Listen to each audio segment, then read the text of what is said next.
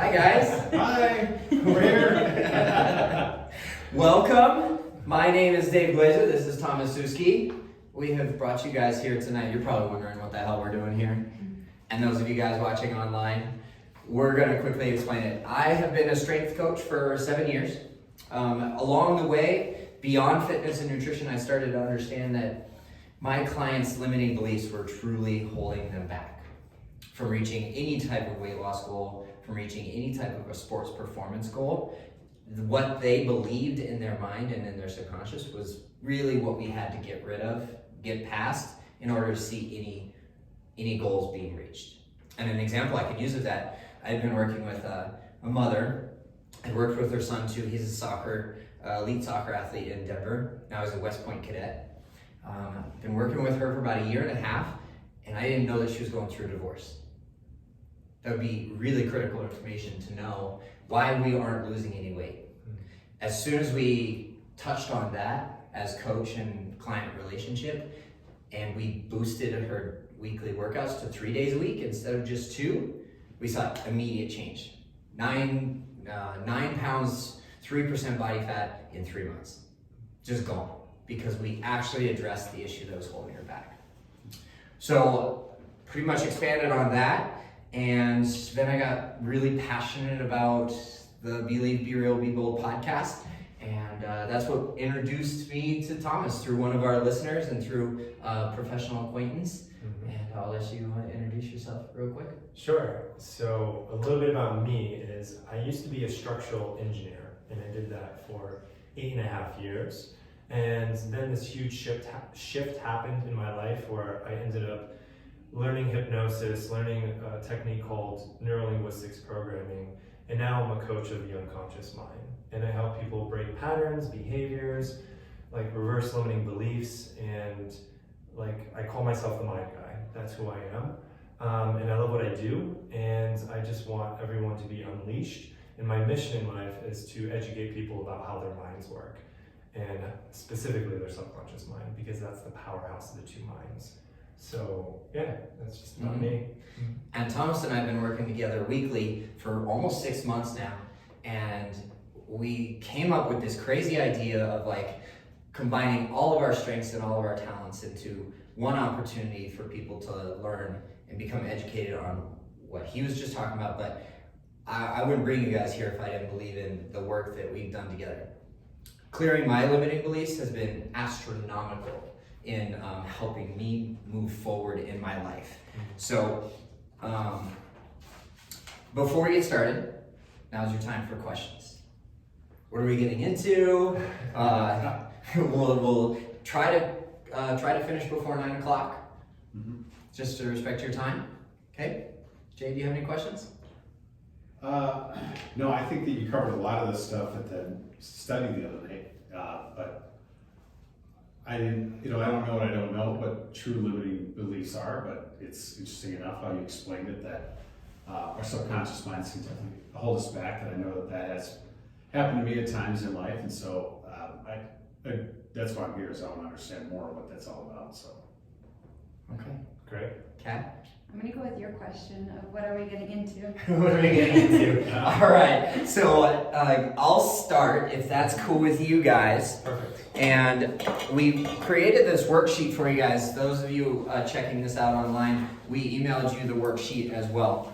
But what I uncovered through a couple of breakups within about 6 months of each other, that was really the catalyst event for me to kind of understand that it's time for me to grow, change, and mature as a man. So I didn't know how to do that, except I knew a few people in town who did. So I started interviewing them for the Believe, Be Real, Be Bold podcast, and I started to recognize some patterns. The patterns were, I didn't feel like I was worthy. I didn't believe that. My patterns were fear of measuring up, fear of outshining my parents, my sisters, being a burden on other people. These were the limiting beliefs that I learned in the book, The Big Leap by Gay Hendricks. He talks about 5. Thomas will talk about 40 limiting beliefs that are in existence. We're just touching the tip of the iceberg with my patterns. I felt unsafe and not secure in my relationships, which is why they ended. And when we cleared that safety limiting belief, whew, you better believe the floodgates opened and I started to see change. So the tool that I began my journey with was the Enneagram. You guys talk about it a lot. You're my helper in the room. This is my peacemaker in the room. And Jay, we don't know your Enneagram type yet, but we're gonna find out because I started to see some tendencies that arrived there. Like my biggest fears are being controlled, betrayed, manipulated, and possessed. Those are my biggest fears. So in all self-preservation behavior, I tried to prevent that in all relationships. And by speaking to experts every single week on the podcast, I was able to understand a lot of tools and strategies and knowledge to combat those limiting beliefs. But I had tried absolutely everything under the sun. I had tried journaling, I had tried counseling, I had tried men's groups, 2 different kinds, one secular and one Christian-based, which is how Jay and I came to know each other.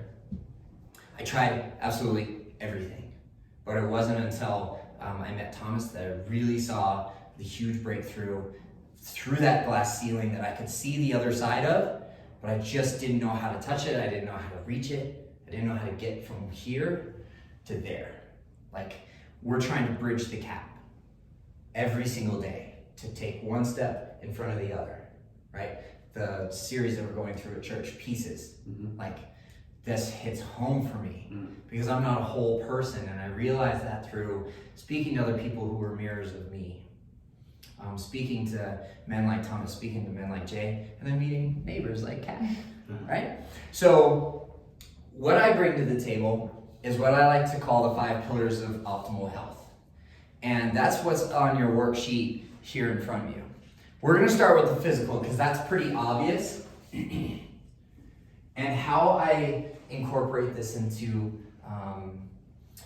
an action plan is I really quickly write out my pillars of optimal health.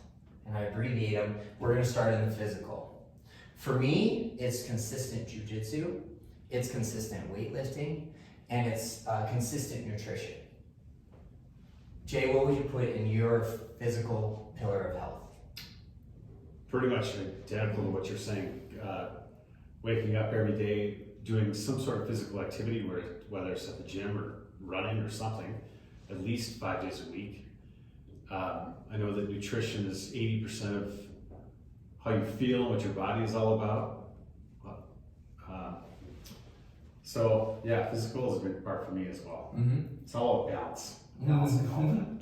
Good. So in your sheet in front of you, Jay, you can make yourself notes, right? As we work through this. This is very important. And Kat, what would fall into your physical pillar of optimal health? Along the similar lines, but I love bar, so bar workouts 5 times a week. And then yoga, I try to do at least 3 times for the mind-body connection. Nutrition's really important to me.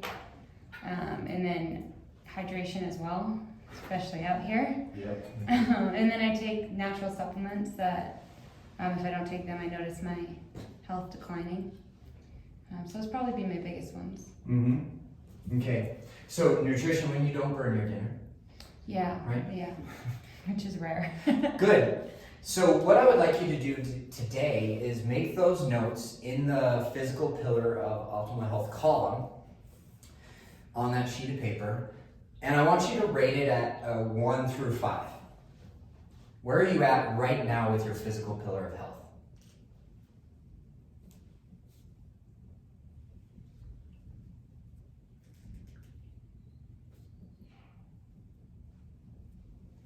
For me, my physical pillar of health is actually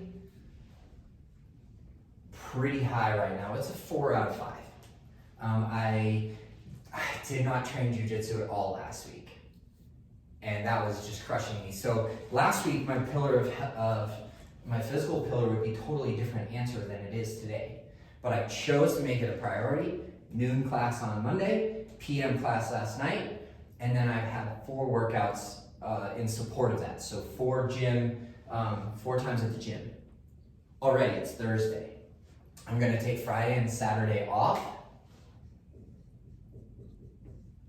for one of the most important pieces of the puzzle when it comes to our physical pillar of optimal health is rest. How much adequate rest do we need between 5 bar A classes and 3 yoga classes? Yeah. Yoga in a way can be rest, Mhm. right? If it's like a yin type, or No. vinyasa. Vinyasa. Vinyasa is more of the slow holding poses. Kind of, Is that yeah. correct? Okay. Yeah, it's a mix. Yeah. So we have yin, we have vinyasa, we have flow, we have etc. And Jay, what would you say holds you accountable on the rest piece, the component there? What holds me? Just getting to bed early enough. Okay. Which is hard to do a lot of the time. Mm-hmm. Because I don't know, I've just been naturally waking up at like 5:45 almost every day. It's like, well, I better start going to bed earlier because of that. So, yeah. Well, good. You're always fresh and bright-eyed when I see you at the gym at 6:30 in the morning. You and Jean bantering back and forth. Right. Okay, so for the sake of time, let's move on to the mental pillar of optimal health. What are some strategies, Jay, that you use? What are some tools that you use to balance your pillar of mental health? Meditation helps.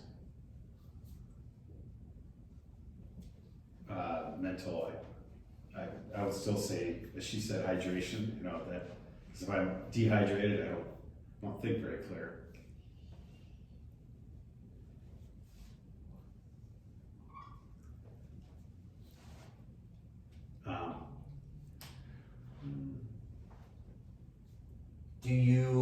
Do you speak to somebody regularly that's not a friend, like a counselor or a therapist or a coach? Do you have a mentor through your real estate business?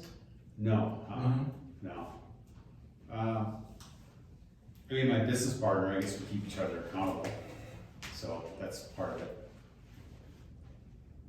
In your business partnership, that might actually raise or lower your optimal health in the mental pillar. Mm-hmm. From what I hear, he kind of turns to anger real quick. Right. So based on your partnership, would that raise or lower your mental status from week to week?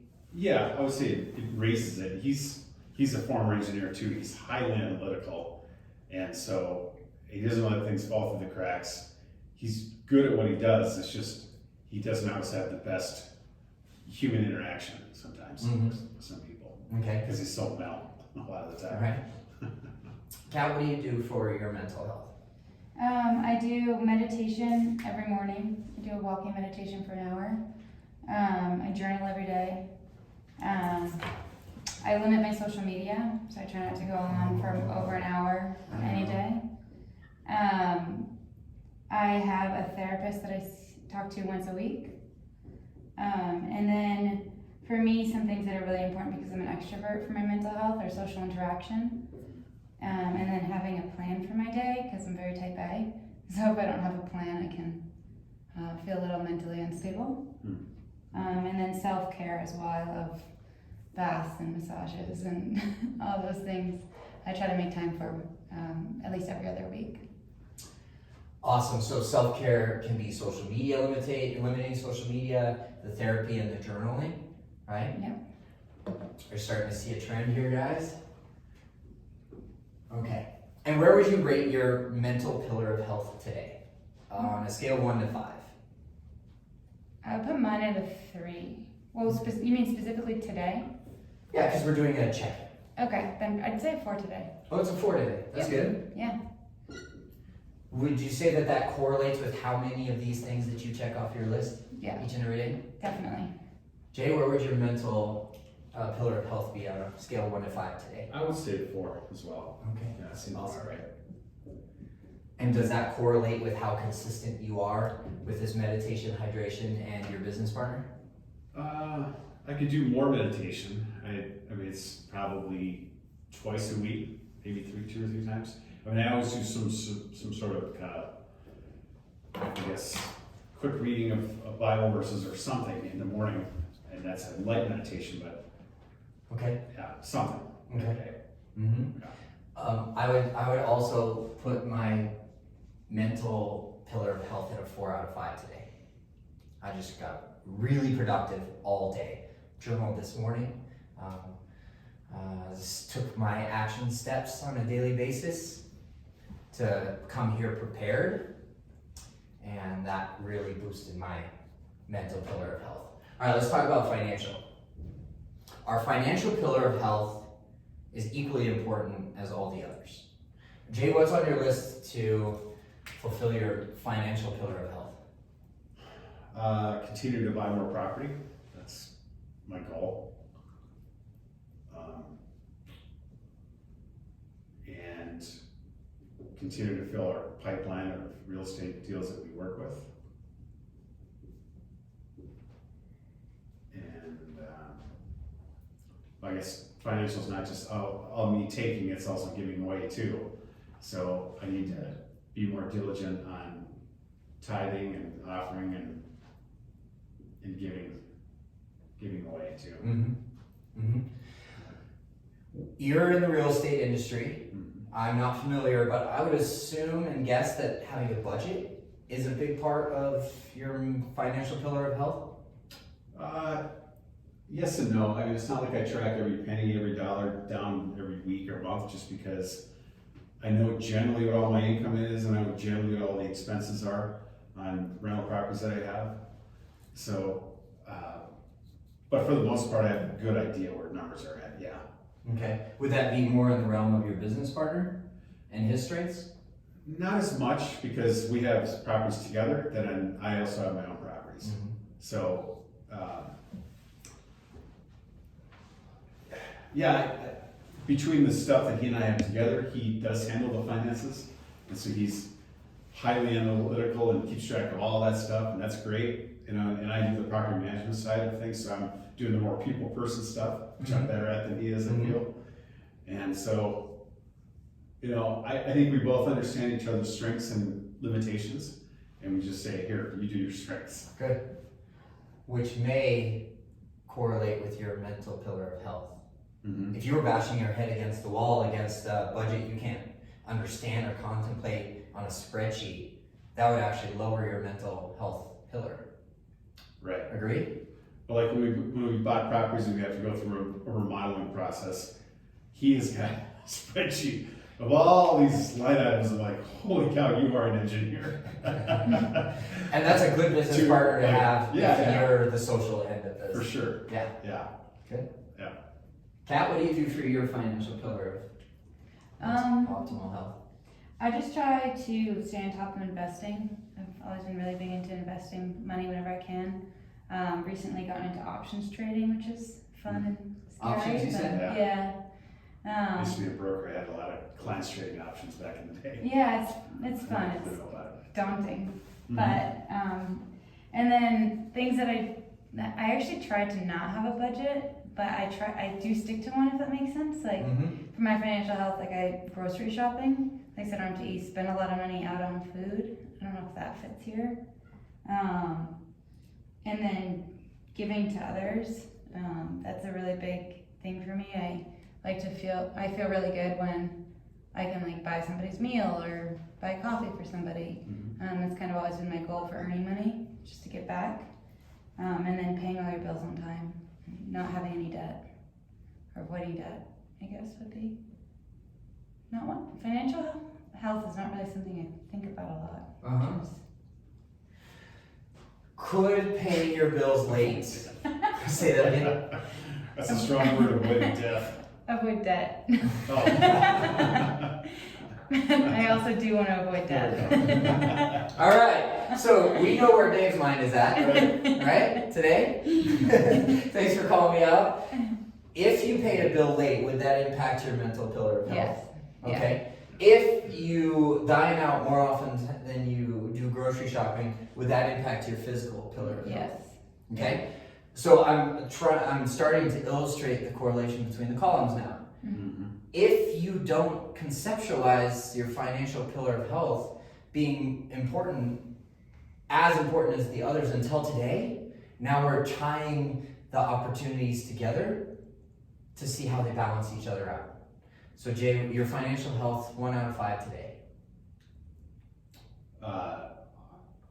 I don't know that it ever reached a 5, so I'll call it 4 again. You hit the point like right on the head. It's so hard to be a 5 out of 5. Right. Especially for days after days after days after days. Like if we hit a 5 out of 5, we'll have this sense of arrival. And then we take our foot off the gas pedal and then we go back down to a 4. Mm-hmm. And we can touch into a level 5, but very rarely will we stay there for very long. Because more money, no problems. That's true. Kat, where are you at on your financial pillar of health today? I will put it at a 3. Started a new venture, so still trying to build that up. Okay, cool, awesome. Which, if you start something new and you're excited about it, could it impact your mental pillar of health? 100%. Cool, because you're feeling accomplished. Yes. There's self-efficacy there. Yep. Okay, so my financial pillar of health has been my struggle for 2 years, maybe longer. I opened my own studio 3.5 years ago. I quickly became overwhelmed with all the responsibilities that I had, and it impacted my financial pillar of health because I wasn't strong here. I was consistent here. I started jiu-jitsu during that time. I got back into boxing at that time. If I were to guess, my physical pillar is always my strongest pillar. But my mental pillar impacted my financial pillar. When I opened my studio, I was debt-free. I didn't have a single penny in debt. 3 years later, we don't even want to talk about it. Business ownership is a roller coaster. So for the longest time that Thomas and I have been working together, and I've become honest with myself about where my optimal health is in each of these columns, it went as low as a 1. It's hard to go below a 1, right? But it's close. It's been as low as a 1, it's been as high as a 3, it's never touched a 4. Not in the last 3.5 years. If I was hovering or sliding or roller coastering through levels 1 through 3 out of 5 on my financial pillar of health, what do you think that did to my mental pillar? Higher. No, actually, it correlates. My mental pillar of health went down as my financial pillar went down. Oh, yeah. Oh, so right now my mental is 4 out of 5. That's today. Today, financial pillar 3 out of 5. Great.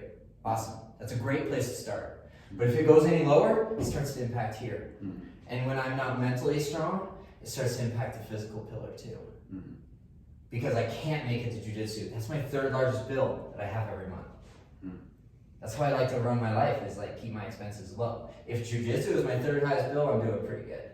Because it's $140 a month, but it's worth it. Because of what it does here and here. And let's talk really quick about our emotional pillar of health. Jay, what do you do for your emotional pillar of health? I frankly don't even know.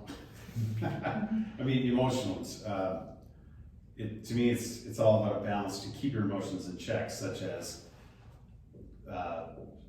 staying physically active, exercising, because I know that helps my emotions. Because when I don't work out, I feel like crap, so that's part of it. Same with the meditation aspect. I know when I meditate and pray more, I'm more emotionally stable and balanced.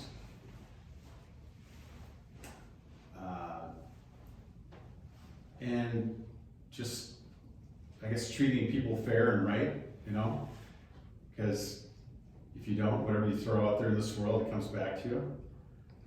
So. Well said, man. Well said. Let me ask you a question, because we've gotten to know each other pretty well over the last year. Mm-hmm. I think we've created a safe enough space that I can ask you some questions. Mm-hmm. Would going to the men's group every other week help your emotional pillar of health? Would it help it? Yeah, it does. Yeah. Can you kind of think of some ways why? Well, when we talk about some meaningful things in our lives that can be emotional or God-like, God-fearing, a God-purposeful life. We're generally summarizing the sermons from what Jim or Ben had talked about, but we're there to keep each other accountable and to talk about various things that we're all going through that might be struggles or might be good things. And And just the connection, the connection of just brotherhood is, I think, is good for all of us. It's good for everybody. So. Well done. Well said. Yeah. Dude, that's awesome. That's awesome. Kat? A lot of mine ties into my mental health, but I would say something I've been working on is leaning into my emotions. Was raised suppressing them, so feeling them all now is helping. Having purposeful conversations, talking to friends who are open to diving in and seeing things and challenging my perspective. Going to lunch with a stranger at the French press, right? Exactly that. Sure. Exactly that. Saying no to things. Mm-hmm. Oh, shoot. I'm going to write down that word. Boundaries. And taking personal time. I used to think I was such an extrovert and never needed to be alone, but that's just not true for anybody. So taking time by myself, and then really filtering what I listen to and what I watch. Digesting positive content.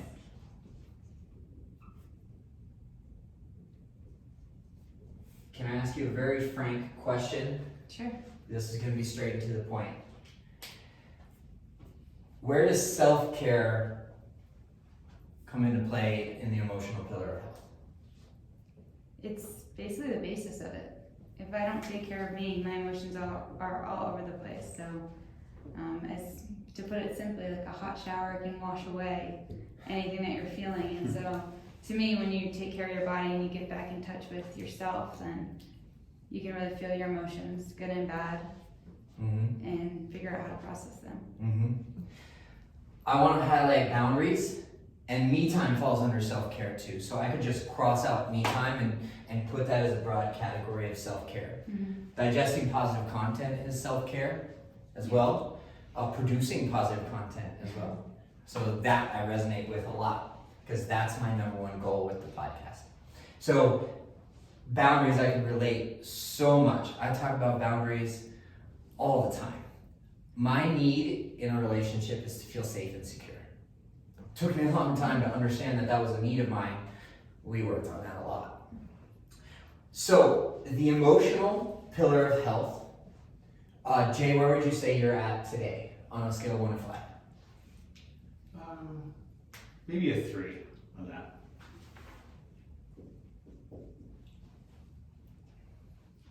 I would say I'm at a 4 for that today. Okay. Jay, what would take you from a 3 out of 5 to a 4 out of 5 on your emotional pillar of health? What you and I have been talking about for a while, as far as just being in a purposeful relationship. Oh, shit, yeah. I mean, that adds so much value to your life. Not saying it's a massive void, but it adds more, I guess. So what does a purposeful relationship look like to you? Just really brief, in 10 words or less.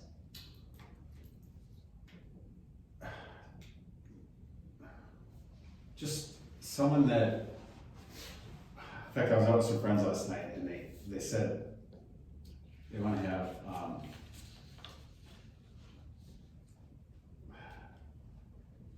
not just a normal relationship, but like an expansive relationship, or something that's just beyond the norm, and to just really connect with that person. And I don't know. It's hard to say in 10 words really what it's all about.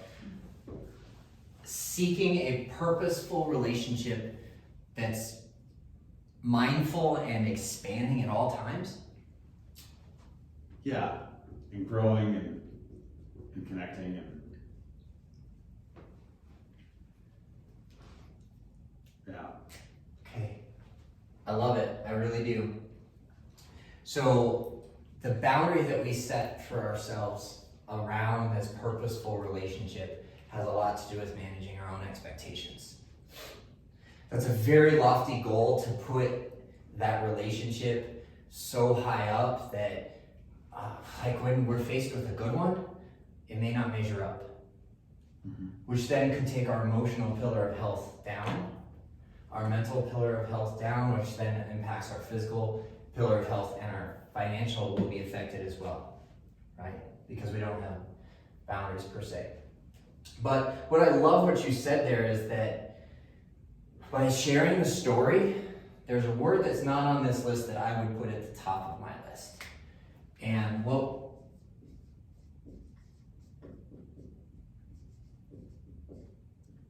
if I could spell death, I'm just kidding. So what you and I have done over the last year in the men's group is we've created a place where we can be vulnerable together. Mm-hmm. That greatly impacts my emotional pillar of health. When I'm vulnerable in Thomas's time together, my pillar of health is raised every single time. But I have to learn how to manage my expectations with that. Because vulnerability, there's a fine line between oversharing and putting up our walls. Having healthy boundaries is not about putting up walls, it's showing a person where the door is to get through. And that's what we do in our men's group. We get vulnerable in a safe place, and we show each other what our boundaries are, what are healthy, and where the door is to walk through it. Does that land with you, Kat? Mm-hmm. Where are you at on your pillar of mental, emotional health today? The 4. Oh, right before, still. I'm at a 4 out of 5 because I get to do this. Like this opportunity of vulnerability for me is like, it's like filling my soul. Supercharges you. It's supercharging, right? I was thankfully off of work all day today except for a few tasks, and I was able to focus so much to prepare myself mentally, physically. I got a workout in, and then financially too. I earned a little bit of money today. I mean, we're not talking about like option trading investment, but Trust me, it's not that lucrative yet. all right, what are we missing? And on your worksheet at home, guys, and your worksheet in front of you, which of the 5 pillars of health haven't we touched on yet? Spiritual. Right. Why? Because these all feed into that. Absolutely correct. Why?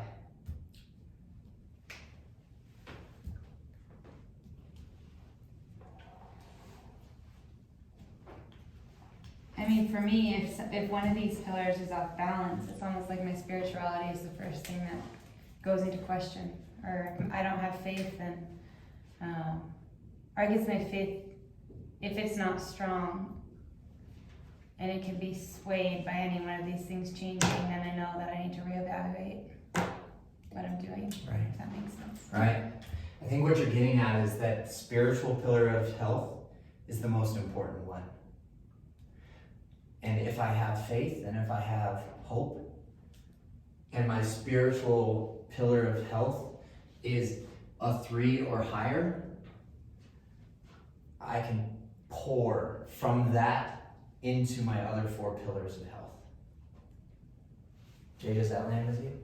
For sure, yeah. So what are some things, Jay, that you do to strengthen your pillar of spiritual health? It is a daily reading in the morning. It's a YouVersion, which is the app. We have, and then Abide is another app that I listen to often, which is about a 3 or 4 minute kind of spiritual message every day as well. Meditation would fall in there as well from time to time. And it's just a constant trust and belief that God is with us and He's got our back. Faith. Mm-hmm. Kat, same question.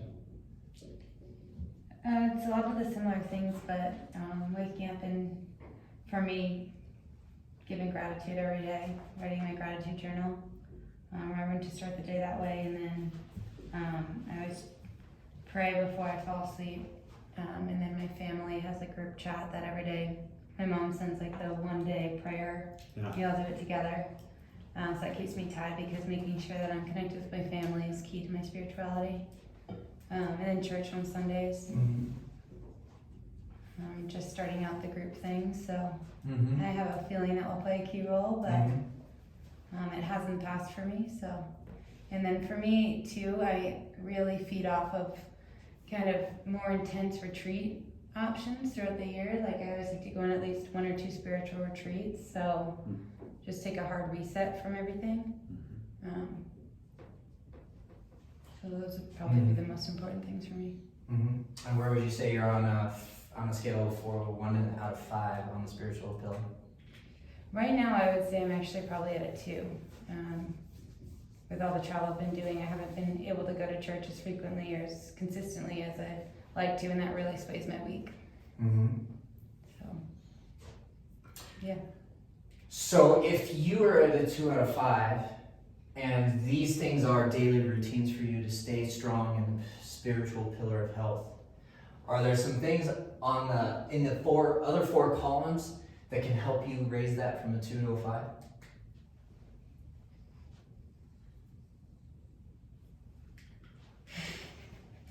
You've given me the answer. Yeah, definitely. Definitely. I think it's easy to lose sight of 1 or 2 of these things that get pushed to the wayside when other things start to take or seem to be more important. So You said mind body, yeah. right? Mind body connection. Yeah, I can always tell when my spirituality is fluctuating because in yoga my mind won't quiet. Won't quiet. Won't quiet. It won't calm down, it won't quiet. So your action items to balance out all 5 pillars of your health are always to focus on the spiritual pillar of health through these sections here. So if you went through your sheet and circled these words for yourself, these are action item steps that you can take each and every day, or regularly, weekly. Jay, same question for you. Where are you at on the pillar of health? I would feel with spiritual before, I feel pretty good about that. Yeah. Because it's tying in all these different things you're kind of circling or things we've written up here. Yeah, which ones? Yeah, the meditation part, social interaction, through our men's groups, I think is great.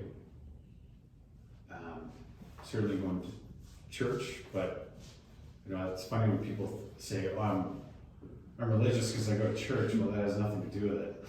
That's true. It's like be able to walk with God, you talk to Him every day, So it's a relationship. So yeah, I try and live my life purposeful to give God time and my attention every day. Awesome. So Jay, your section here, as you were talking, I circled some action steps for you to take from these 4 pillars of optimal health, which are very important in order to bring your spiritual pillar back up to a 4 out of 5 if it ever falters. Yeah. And the one thing not to focus on, but to still have faith in that it will be provided to you, is that one right there. Yeah.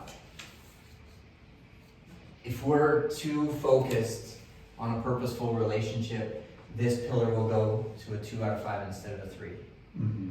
If your spiritual pillar of health is a 4 out of 5, guaranteed this will happen, and this will go to a 4 out of 5 for you. Mm-hmm. Make sense? Mm-hmm.